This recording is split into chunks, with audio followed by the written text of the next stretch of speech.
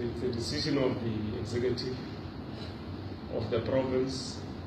We owe nobody an apology in honoring a leadership that has made a sacrifice and contribution to the liberation of South Africa.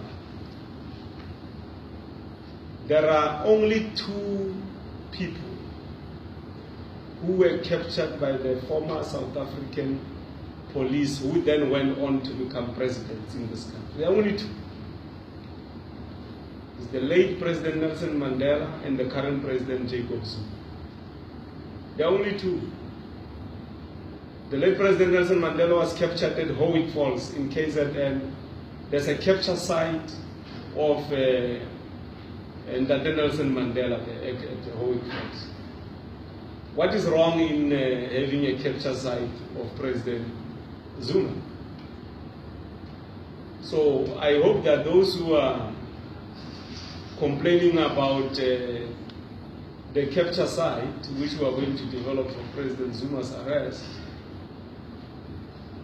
can be able to explain to people why we must not create tourism destinations, why we must not create opportunities for SMMEs, why we must not record the history correctly of this country,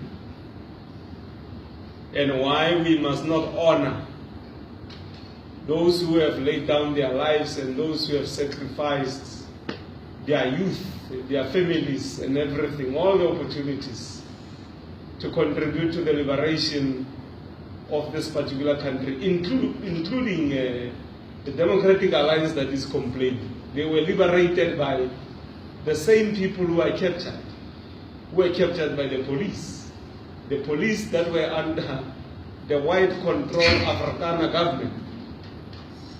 So President Zuma is one of the freedom fighters who fought for the liberation of white people.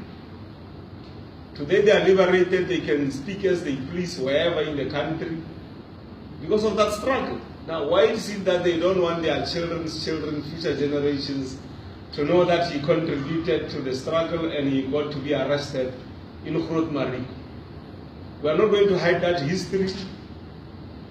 We are going to make sure that our kids, future generations, get to be taught and get to know that particular history. So we are unashamed, we are unambiguous, we remain undeterred. We are not going to be defocused. That capture site is going to be constructed. The government that is in place in this province, voted by the overwhelming majority of the people here, is the African National Congress government. There's no coalition. We are a majority. We have taken a decision, and we are going to follow the necessary procurement processes to make sure that we capture the information in as far as the capture site of President Zuma is concerned, and celebrate democracy, celebrate this democracy in South Africa and the role that we are not going to end there. Everybody who went to exile, everyone who went to exile via Zirast, via Mahike, we are going to also erect there structures that will reflect that history. That people who went through Ramatabam will be doing that, and their names are going to be engraved there, including those who went through Ziras, including the families that helped them when they were going through exile.